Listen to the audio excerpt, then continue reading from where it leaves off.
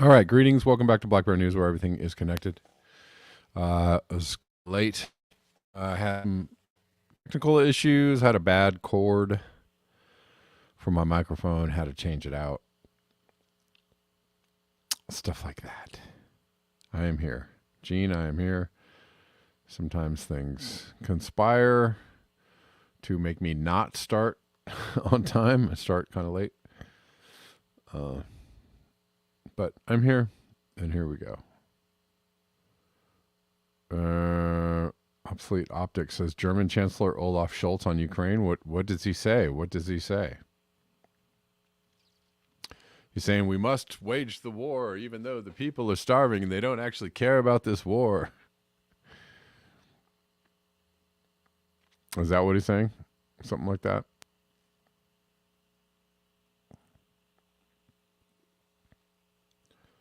The war must be waged and everybody must sacrifice. People may starve and freeze to death this winter. But this is what we want to do, so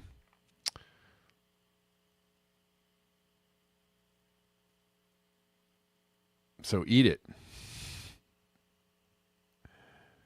Scroll up. I don't know. Oh, you're talking about that German parliamentary opposition leader, says September 24th. Yeah, I wonder what's going on there. I don't know. That's pretty soon, isn't it? That is soon. Super soon.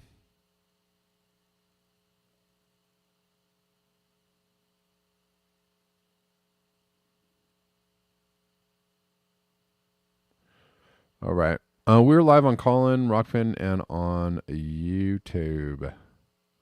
Yeah,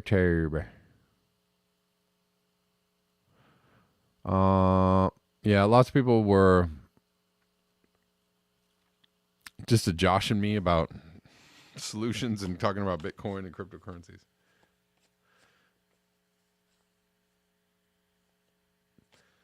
I don't know. Let's not expire from boredom in the end times, okay? Of saying the same things over and over again, or just being in a place of, well, it doesn't matter. Why do you care about that? That doesn't matter. It's over. It's all over. It's fine. I'm not saying that's the wrong way to think or that you're a bad person for thinking that. To me, that just seems a little bit. I can't just repeat the same things over and over again. And,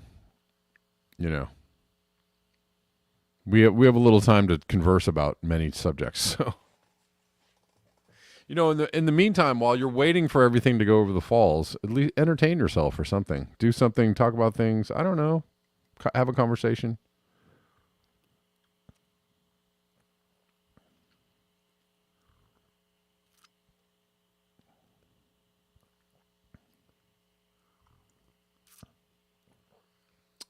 Another JFK or 9/11 type scenario. Uh-oh.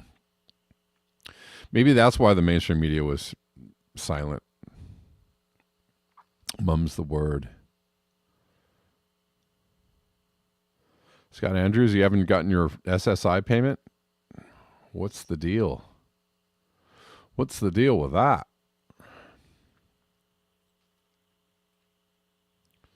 Milburn Stone says BBN is the only show with Colin worth watching. Oh, thank you. I appreciate that. I listen to a couple of other shows on Colin, but not too many. But I really like Colin. I like that it has added a new wrinkle to the show and that people can call in and I can have conversations with people instead of me just blabbing away the entire show. Even that's boring to me. Like, gets boring to me. Like, I'm just talking this whole time, saying the same things over and over again. So it's good to have like some other people call in and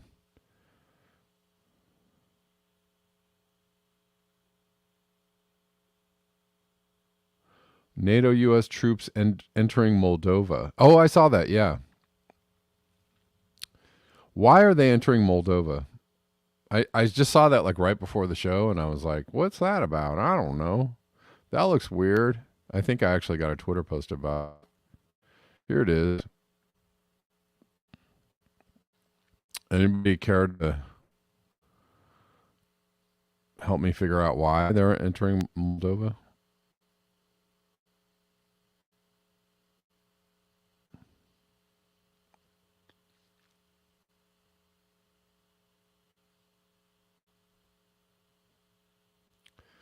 Moldova is next to Ukraine. Okay. Well, so are they they just getting ready for a more obvious Ukraine's not doing this on their own anymore. We're all going in here. Okay. Well, I guess that's not really then that's not a good omen, is it? Three things that happened when the NATO US troops entered Moldova. Man walked on the moon, JFK assassination, and 9/11. You know, that is just a really strange piece of trivia that I have, and I didn't know that, and why I don't know why that would be so in all of those instances, but that is a interesting bit of trivia.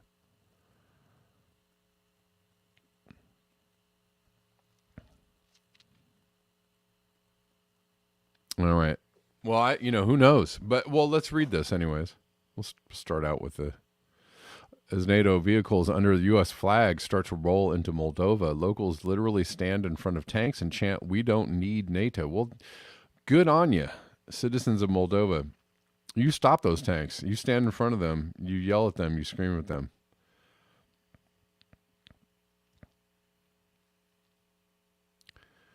F these warmongering bastards. And you may say, "Oh, these are just people doing their duty." No. No. The machine is bad. You're part of the machine. I'm sorry. You're bad. You're doing, I'm sorry. I'm sorry. Culpability has to start somewhere. So you're a part of a bad machine. I'm sorry to tell you, you're bad. But F these warmongering bastards. This iconic moment won't be on your TV. People don't want war pushed on them.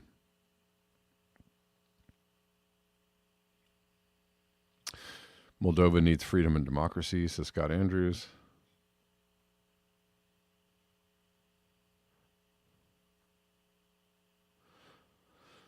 Kameshwari Kate says, seed harvest time here. I'm going for things like yarrow, Queen Anne's lace, and other seeds for herbals. Nice, nice, nice.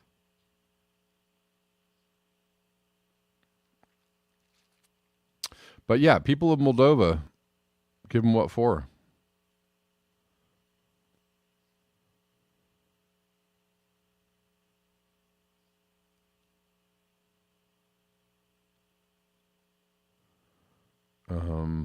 Tell them you don't want them there.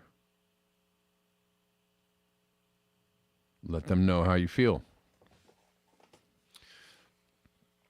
I think I had some Putin clips somewhere. On the screen is a really good place to support the channel. Cash App. There are other links in the description boxes of all my platforms. Where did this link go? Linkity link. Who cares what you think? All right. I had too much coffee or not enough coffee. Something. Oh, here we go. Putin. I don't know.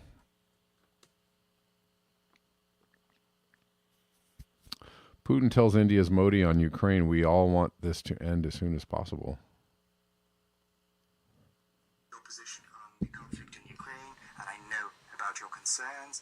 I know that you share these concerns, and we want all of this to end as soon as possible. But the other party, the leadership of Ukraine, has claimed that they refuse to engage in negotiating process. They said that they want to achieve their objectives, as they say, on the battlefield militarily. We will keep you abreast of everything that is happening over there. We are actively working on something that is not very good news, I know. Okay. Well, that's Putin on what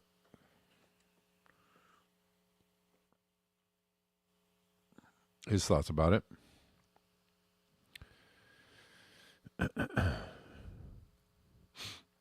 All right. Let's move on. Let's get into it.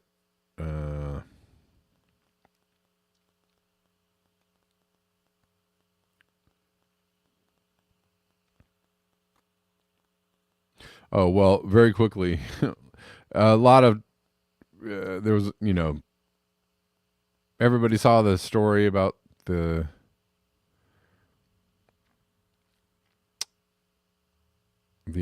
quote unquote illegal immigrants that were shipped to Martha's Vineyard. Everybody saw that. I mean, so, a lot of people were upset that these people are being used as a political football. And I would agree with that. I think it sucks that they're, people are making a statement with other people's lives. But it is interesting. People were really upset that Abbott and DeSantis shipped these folks to Martha's Vineyard. And they should be. But the way that they were, they went to Martha's Vineyard and 2 days later they were shipped out, and everybody was giving everybody hugs. Oh, all right, see you later. How compassionate. We sent you away with some hugs. And, we feel your pain kind of statements. We care about you, but we want to care about you while you're over there and not here. But it's funny that somebody put this up, which is hilarious. Whenever you pass one of these, remember the time when Martha's Vineyard called the National Guard to remove 50 illegals from their island. And you've seen these. And yeah.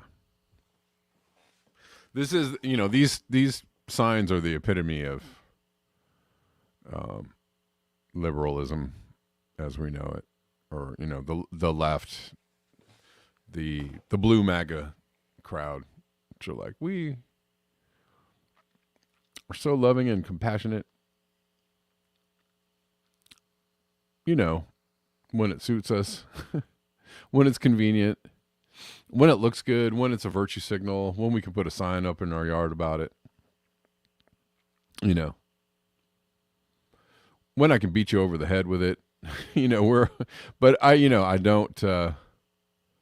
don't agree with any part of this at all. I don't agree with what Abbott and DeSantis did, and I don't agree with what the people of Martha's Vineyard did. I don't agree with any of it on any level. But it was a big to do. Blue MAGA, that's right, G. Demarest. The Blue MAGAs.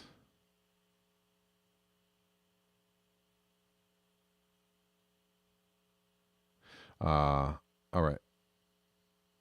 We'll move on. Denver, Attaway. Denver Attaway has all the links. But linked this yesterday. We were talking about aerosol geoengineering, future plans to inject aerosols into the stratosphere, upper atmosphere, to cool the planet, cool the poles primarily, right? Refreeze the ice, drop that temperature on down there. Just, refreeze the ice like that. Just gonna send up some planes up there, just fly around, just, $10 billion. That's it. We're gonna refreeze the polar ice caps. Twasn't nothing. But there's a lot of concerns about that. A fate worse than warming. Stratospheric aerosol injection and global catastrophic risk. Injecting particles into atmosphere to reflect sunlight, stratospheric aerosol injection, represents a potential technological solution to the threat of climate change, but could the cure be worse than the disease? Understanding low probability yet plausible high impact cases is critical to prudent climate risk management and SAI deliberation. But analysis of such high impact outcomes are lacking in SAI research. This paper helps resolve this gap by investigating SAI's contribution to global catastrophic risk. We split SAI's contributions to catastrophic risk into 4 interrelated dimensions. 1. Acting as a direct catastrophic risk through potentially unforeseen ecological blowback. 2. Interacting with other globally catastrophic hazards like nuclear war. 3. Exacerbating systemic risks, risks that cascade and amplify across different systems. 4. Acting as a latent risk, risk that is dormant but can later be triggered. Potential major unforeseen environmental consequences seems highly unlikely, but it is ultimately unknown. SAI plausibly interacts with other catastrophic calamities, most notably by potentially exacerbating the impacts of nuclear war or an extreme space weather event. SAI could contribute to systemic risk by introducing stressors into critical systems such as agriculture. SAI systemic stressors, I can read, and risks of systemic cascades and synchronous failures are highly understudied. SAI deployment more tightly couples different ecological, economic, and political systems. This creates a precarious condition of latent risk, the largest cause for concern. Thicker SAI masking extreme warming could create a planetary sword of Damocles.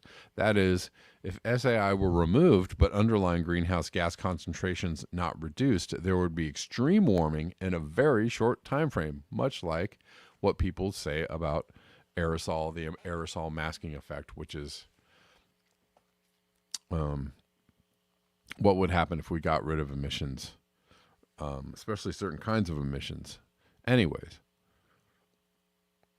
there would be extreme warming in a very short time frame. Sufficiently large global shocks could force SAI termination and trigger SAI's latent risk. And then, so there's that, right?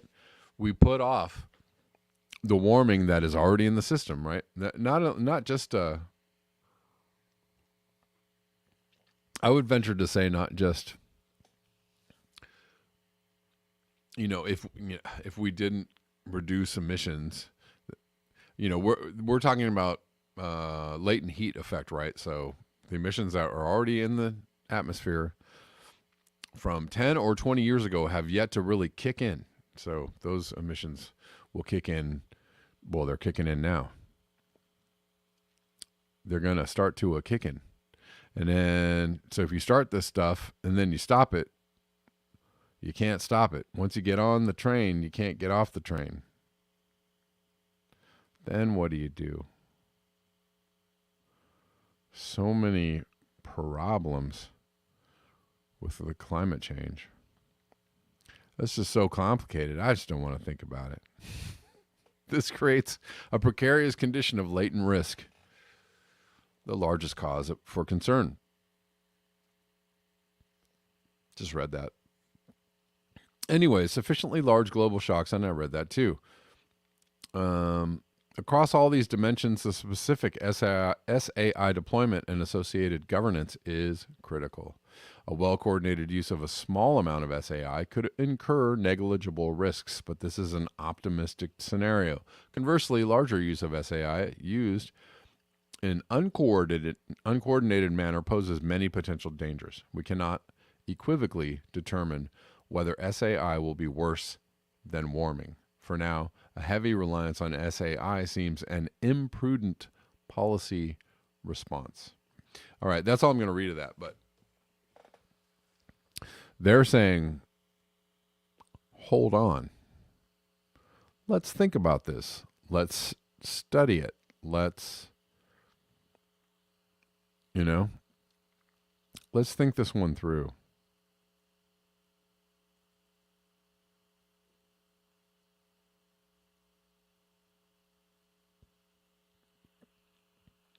Speaking of doing things, I saw this tweet also right before I started the show, and I thought it was interesting. It's a take. You know, you may not agree with it. I see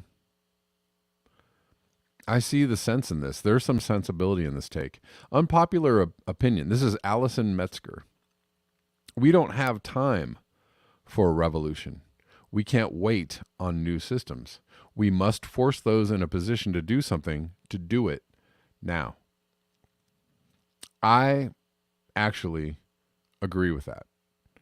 If we're going to do, she's just saying something.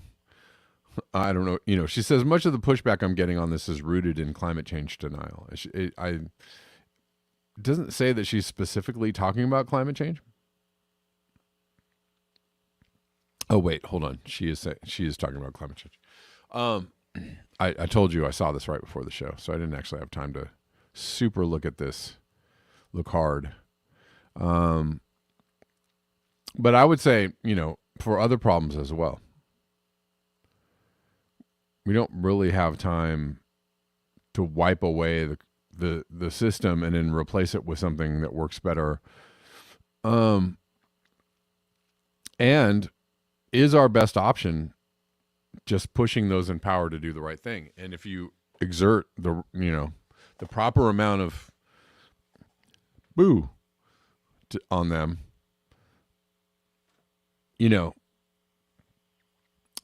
because, and this is actually proven through history,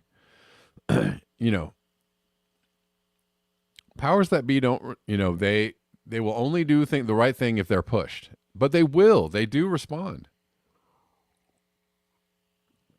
They still try to do the bad, but they do respond when they see enough people are like, no, Jack, we're not doing that. When they see enough of that, they do actually go, oh, yeah, maybe we don't want to go down that road. Maybe we don't want to go down that road. So Caleb Rochester says elections are meaningless. Militant action gets things done. Right. So, rather than like a revolution, right, you just, if enough people get out there and get unhappy, get in front of the NATO tanks and, out of here. No, we're not doing this, right? If enough people get out there and override, all the propaganda about these are the bad people, right? I mean, they, for better or worse, the Canadian truckers did have an impact. You may not like them, and there are a lot of people that are completely under the influence of propaganda, right? Oh, they're all racist. They're all the bad people. They're all Trumper truckers. They're all right wingers, right? They all, there's a lot of people that are into that and believe that stuff, but that wasn't actually true. Were there those elements in the protest? Sure. But that didn't mean that they were all like that. It was a lot of people from different, they were just like, we don't want the mandate thing. So, but that was, had some effect. It did have some effect. It actually did create some pressure. And so, on some levels, I really agree with this, that probably the best and the quickest and the most direct line is to create that pressure. Create enough pressure that the people see that they are not going to do anything. But man, the problems also are deep. Not just climate change, but the systemic problems especially in the U.S. and the society, right? There are problems with how elections are run or funded. There are problems with how much, there's stock trading by Congress people. There are Citizens United. There are some very deep problems. And it's like we almost have to solve those at the same time that we got to solve climate change, right? Because if you don't solve those things, climate change won't get solved. If you don't, and so you almost have to solve those things first before you get even into can we do something about climate change now? You have to do it all at the same time, which is a lot. It's a lot.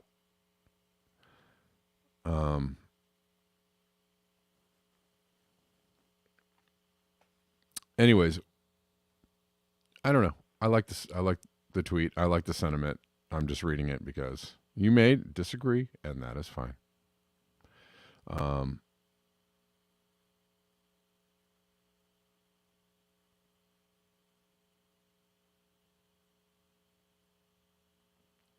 She goes on to say all these radicals assuming that I'm a liberal advocating electoralism reveals the limited range of thought that I'm decrying. Right.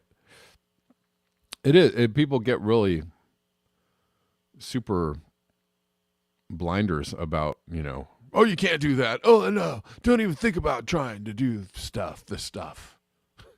Like, okay. Well, don't get in the way of people that are trying to do the stuff. What's that quote? I don't know. It's like, it's like on a coffee mug or something.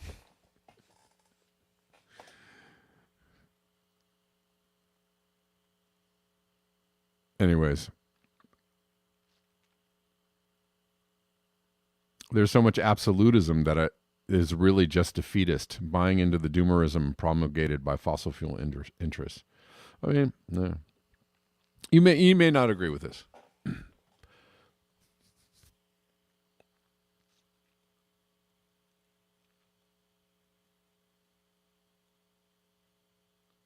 And then she goes on to say, oh, wait, I was just informed that an economic system that necessitates endless growth on a finite planet is incompatible with any meaningful solutions to climate crisis. That changes everything. What was I thinking? I see what she's saying. I think other people. We really do. Doomerism is actually quite sticky. And I'm not saying don't be a doomer. I'm not saying if you're a doomer, you're bad. I'm not, people would categorize this channel as pretty doomy. What I'm saying is don't let the doom get you down. No, that's not what I'm saying. What I'm saying is, we can get really entrenched in our thinking, I like to think. I like free thought. I like the brain to go do the things, right? And I don't like to be limited and whatever. And whatever. All right. I'm going to take this call from Fantomas, and then we're going to continue covering stories. How's it going, Fantomas? Doing good. Oh, hold on 1 second. Hold on. I gotta. Can you say something again? Fantomas? No, I'm hold on. Here we go. Something happened there. Oh. There you go. Okay. It's weird. The plug into my phone gets a little funky. And so they can't, you're just talking out into the space of my studio, not into the jack. Mm-hmm. I get you. I see right. they changed the functionality of the buttons on the bottom. Oh, did they? I don't know. I can't see from your end, so I don't know what it looks like. Yeah, they moved the hang up a little bit to the other side. So I think that So you don't hang up on yourself again? All right. That's easier, I guess. I don't know. Yeah. But I did want to talk about the fact that the real problem is how we separate and how we distinguish sincere presentation from theatric presentation. And so many people seem to just go and veer towards theatric presentation, whereas when they look at something like a protest and they think this is how a protest should be, and that's their only template of what a protest should be, and that's what they follow. And then there's no other strategy after that. And yeah, I think that's a big problem what we're facing because of we just focus on one particular aspect of what a protest should be, and we just roll with that. And there's so many different elements that tie in, and we never really do get into a serious discussion about that. Yeah, sure. And I think that I myself do a lot of talking, but so I'm totally guilty of that. But I do think that. Well, I wouldn't say I'm not saying from your standpoint. No, I know. I'm just saying. So, yeah, I get what you're saying. But yeah, like I see more organizing going on in other countries, more like actual protests, right? Actual shutting it down type protests, which are different from going out and going, I don't like this thing with a billboard and a cup of coffee, right? Like that's which is the kind of protest that happens in the U.S. a lot, right? But the Saturday afternoon protests, is that what you're talking about? Well, I'm talking about just theatrical protests in general. Like I was watching Kanye West on CNBC, and he was talking about how he was leaving the Gap. You're probably asking. Oh, I saw that. Yeah, I saw that. Yeah, but what was interesting to me about that whole thing was the fact that number one, they let him on TV. They let him spout like what could consider to be like a monologue from American Psycho, from his version, you know? And it's like, this is not important. And for some reason, a lot of people in this country, they encourage this type of behavior, like really, really to a level like we've never seen it before in front of our eyes. Right. And it's so sensationalist that's what this is what becomes important. And I think that's a big problem. Again, what we're facing is that how do you keep the focus and the concentration where it needs to be, especially where in areas of what we're talking about, and because the protests, I mean, like I said, like what was the one thing that people were getting angry about this week? The MAGA communism, the Union of Twos. Oh yeah, there was a whole lot of and then everybody was mad at Jackson Hinkle or just thought he was a big old grifter. I mean, maybe he is. I mean, I don't know, whatever. But it's like, I was like, well, it's an easy discussion, and it really ties down to this. The fact is that does MAGA hold the same tenets of what I believe in, what I'm impassioned about? Probably no. They care more about the boss than they do about the worker. They care more about quarterly profits. But hold on though. Do you actually know that? Do you know that for sure that that's what they? I mean, I played. MAGAs are actually populous, and I think that like when you scratch a MAGA, you'll actually find that they have working class sentiments like everybody else does, which is like, are you gonna, anything that helps out the worker or the common person, they're gonna see that as good. And all those people love their Social Security and Medicare, right? I mean, they do. If you talked about taking away Social Security, the MAGA folks would be mad, right? So, I mean, it depends what brand of MAGA you're talking about.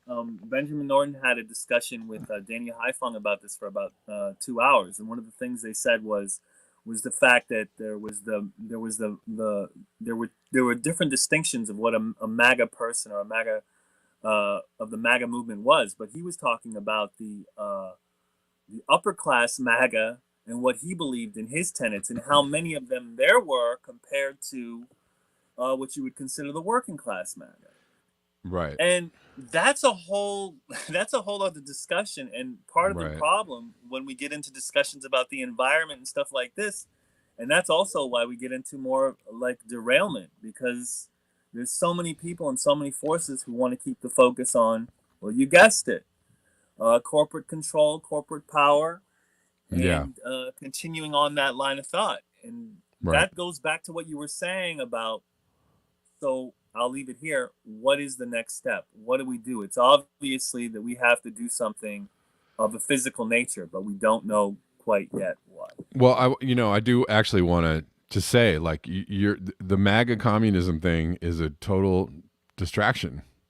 And to sit around and delineate whether it's real or not real, or who, what is it, or what does that even mean? Or, I mean, we're going farther away. Like, we were closer to just some solid, realistic solutions when Bernie was running, right? And it doesn't even matter that Bernie, was a sellout or ended up just bending the knee. It doesn't even matter. It doesn't matter that the squad were sold out and bent the knee. That doesn't matter. What matters were the ideas were correct. The The last Right. presidential race it was entirely a platform of like Medicare for all and how, it was all lies. It was all like, again, virtue signaling. It was all like, well, don't you wish you ever even had a chance of getting all this stuff? But the ideas were correct, So it's like we're getting, I don't know. It's like as time goes on, we get farther away from even dealing with reality. We're talking about personalities. Is this guy like a grifter? Is this guy a real fighter or a soldier? It's like, shut up. Shut up. What are the ideas that he's talking about? What are the ideas you're talking about? Do we have the same commonality on ideas? Like, can we get back to the ideas that were for, the ideas that actually were supported by the right and the left? That's what made Bernie powerful. Right. And that's also what made Trump powerful too, because he actually nodded to some very lefty ideals. Trump actually made those overtures as well. Trump actually said, I want to end the wars. Trump actually said, what about Medicare for all? Or what about giving people health care? He actually made some lefty overtures, and that's why he was so popular. And I don't know about the Medicare for all. Well, no, he said he actually blubbered some words. You shouldn't believe him, but he actually blabbed some words about we want to give people health care, or that's a good idea or something. Anyways, the point is, it's the ideas were the correct ideas, and people left and right and center agreed with those ideas because they were common sense. Help the common person kind of ideas, right? Everybody loves unions, the right and the left, right? Nobody's like, oh, fuck unions. Nobody's like that. Everybody wants unions and better pay and better health care. Like everybody. So, I just feel like we're going away from that. It's like, okay, what about the ideas that everybody I'll just forgot leave about? it at this for people who are wondering why MAGA communism. This is the reason why I see it. It was to build up a subscriber base and a viewership for people to get two different a wider audience, and that's really, I don't think there was any evil intent to it. I mean, that's just the business of when you're in talk media, and that's really how you have to look at some things like this. So yeah, MAGA communism sounds like one of those red-brown alliances or something. It's just like whatever, it's like your hashtag is weak. Your hashtag is weak sauce. Just, can we go back to pushing for some ideas? But people feel, I think in general, people feel pretty helpless. And so maybe that's where we're at. Just people are just feeling helpless. I don't know. Well, if anyone wants to call in and you're a new listener or anything, step by the call-in and talk to Kev at right now. And I'll see you later. All right. Thanks, Fat Thomas. Okay. Let's get back into it. Some other stories. Some other things. Saw this too. A new plant in Indiana uses a process called pyrolysis to recycle plastic waste. Critics say it's really just incineration. It's with a name like pyrolysis, it sounds like incineration. I'm not even going to read this really. I'm just pointing out bad ideas around around things that people think are helpful but are not helpful, right? Like biofuel. Turning plants into biofuel. It's a dumb idea. It's already been proven a bad idea. I think it was proven a bad idea like 10 years ago. So why are we even still talking about it? But burning plastic as a recycling option also. Not good. All right. Keep going. All right. We have lots of extreme weather events to talk about. This is a tropical storm. Fiona hit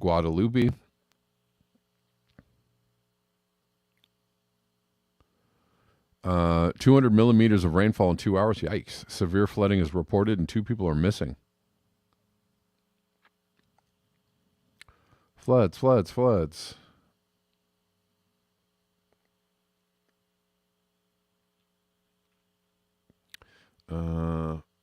It's from yesterday. Torrential rains cause flooding in Nashik. This is India. Man, there's a lot of stuff going on. I wonder what's happening. Hey, what's up? Magris? All right, thank you. Appreciate your level-headed, intelligent, avoid identity, politics, discussion issues approach. Thank you. Thank you. Appreciate that, Magris. I like that. I always, like to hear the nice words. Thank you. All right. More floods. Extreme weather events seem to be the order of the day. Number of flood victims in Marsh has risen to 10 people. This is in Italy. Italy had some really crazy floods. Earl Larson says flooding. Maybe Trump can toss some paper towels.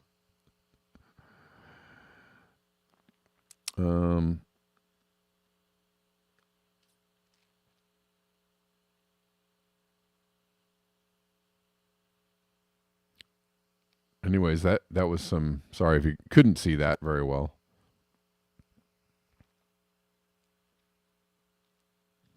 Severe flooding in Mataro, Spain. My gosh, it seems like something is going on.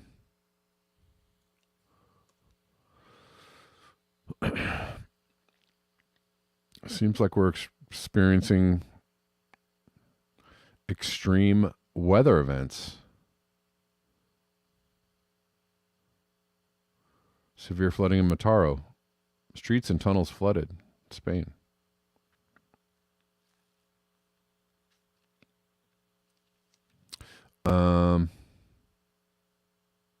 Now in Asia and China, they are still so. The heat waves in Europe and the Far East have not abated. It's September, and they still setting records, still going on, still getting hotter. Heat seems endless in East Asia. Today, China saw temperatures as high as 39 C in the Guizhou province and over 38 C in Hunan with very hot nights, and they might increase tomorrow. That is quite warm. Some September, close to 100 degrees there, or 100 degrees around Fahrenheit. Youch. We're actually, in LA, we're having the beautiful, beautiful fall, cool, cloudy weather. And I'm enjoying the heck out of it because this weekend we're supposed to get back up in the 90s, which is fine. Maybe it's just a couple days of 90 degrees. Flora Ali says a third of Pakistan underwater. Typhoon Nanmadol in Japan. Severe storm in Alaska. Flood warnings, floods in Portugal, Spain, Nepal, India, water bomb in Italy. The list goes on. Yeah, it is literally all over the planet. Oh, where will food grow? Jackson Messer asks. I forgot to actually get into the. Maybe I should do that. Get into the actual story or stories I wanted to talk about that were the title of this video. Let's start here. It's okay. It's not a lot. It's not a long thing, but we should get to it anyways. Thank you for reminding me, Jackson.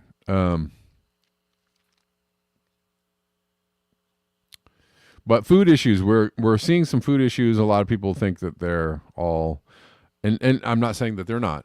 I'm just saying a lot of people think that this is all like intentional from the powers that be. And I'm saying it is not all intentional. It is a combination of things. Maybe there's some intentionality there. Maybe there's other things going on, like the climate change. A future with less food to eat or clothes to wear on the current trajectory. Texas's cotton industry is facing its worst harvest in years, costing the state more than $2 billion. So on top of train strikes and shipping supply chain issues, on top of all that, you have you have climate change, you have changing climate, you have bad weather, you have shifting weather patterns, you have the inability to grow food where you thought you were going to grow food. It's all of that is changing very quickly. Industry experts say they expect just half the normal annual yield, which will drive up costs for consumers. All right, well, so there's that.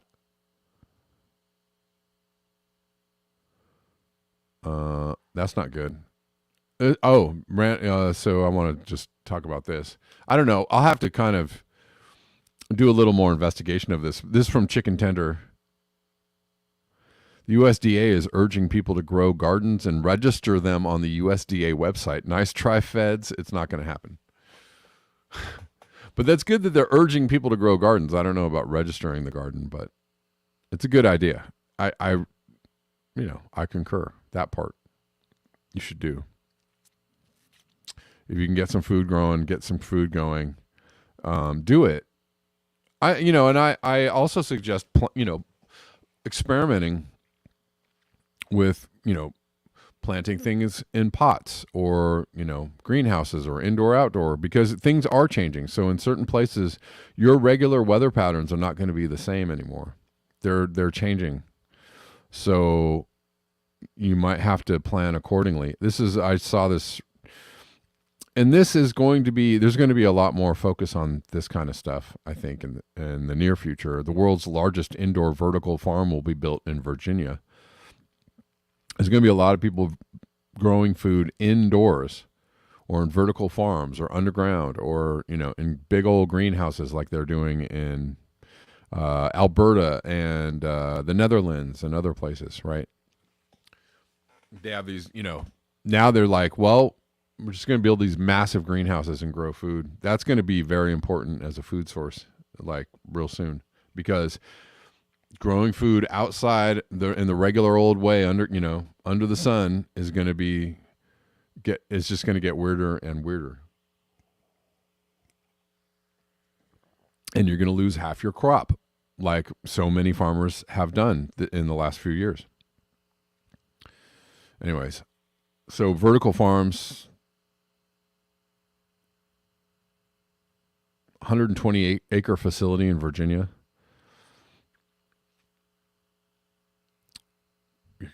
I don't know when you're going to start seeing the stickers on your plastic wrapped veggies. Grown indoors.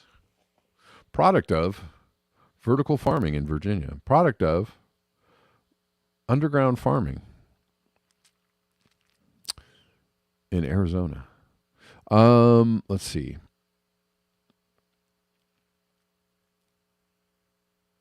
But yeah, growing food, there's people are going to have to really get busy. And then we had a caller the other day who was talking about planting orchards and building microclimates, right? So a lot of people are going to get into that, trying to regenerate a hydrological cycle or building a microclimate, wherever they're at, trying to, control a little bit of the wacky weather, even it out a little bit. Peter Dines says a huge percentage of the global food supply relies heavily on just one pipeline carrying ammonia gas from Russia to Odessa. This artificial fertilizer indirectly feeds billions of people. The pipeline is currently shut. And then there's that. This is something that's more, this doesn't have to do with climate change. This is a geopolitical problem. And that has a very big impact on the immediate future of where people are going to get their food from or how much it's going to cost them to eat. Can they afford to eat? But don't, this is a good time to stop taking the trips to the store for granted. Even though it's, hey, I live in Los Angeles where it's like, there's food aplenty and you can just go out and go get it. It might be a little more expensive these days because of the old inflation. The inflation is kicking in, but still food aplenty, but imagine, if you will, a future where, half of your local grocery store is empty, or, things that used to cost $2, $3, $4, $5 are now $15, $20, $25. Imagine that. So think on that, prepare for that. If you can.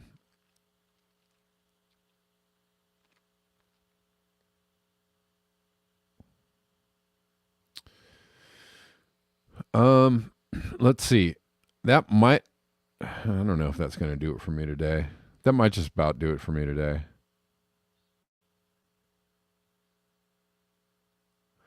I guess quickly we'll talk about, there was a toxic algae bloom in San Francisco Bay. And these are the stories that don't get covered. Kind of local stories are not covered on the news nationally, but like, oh, all these fish just bellied up in the Bay of San Francisco. I wonder what's going on. They're saying, part of it is the heat, and that was two weeks ago, stifling heat in the Bay, helped to produce. There's also just sewage and crap going into the Bay. That's also helping to generate this algae bloom.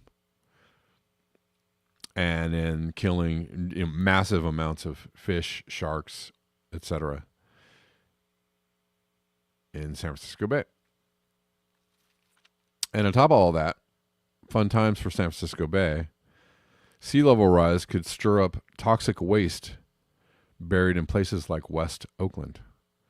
So there's super fun sites. There's toxic waste sites, and if anybody's familiar with the area, there's like, it's a lot of shipping and industrial activity going on in West Oakland, right? And they have there are 138 contaminated sites in West Oakland that either have been either never cleaned up, or in some state of active remediation. But the sea level is rising in the Bay, so eventually the water's going to get in there and just stir up these toxic waste sites in the San Francisco Bay, and then that'll be fun, right?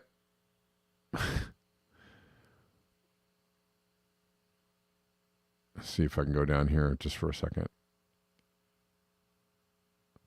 As contaminants begin to move, they can spread toxics already in the soil, releasing poisonous gases that flow in and around these pipes. Those gases can enter homes through cracked plumbing. Oh my gosh. Poisoning residents. There are going to be real health risks.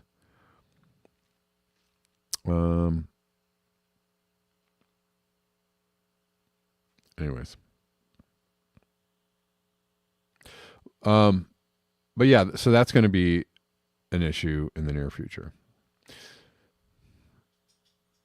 Look for that at a theater near you. All right, guys. That does it for me. Thank you so much for your eyes, your ears, and your conscience. I will see you tomorrow at the regular time of 12 p.m. Pacific. Thank you to everyone on Callin, Rockfin, and YouTube. And until next time, peace.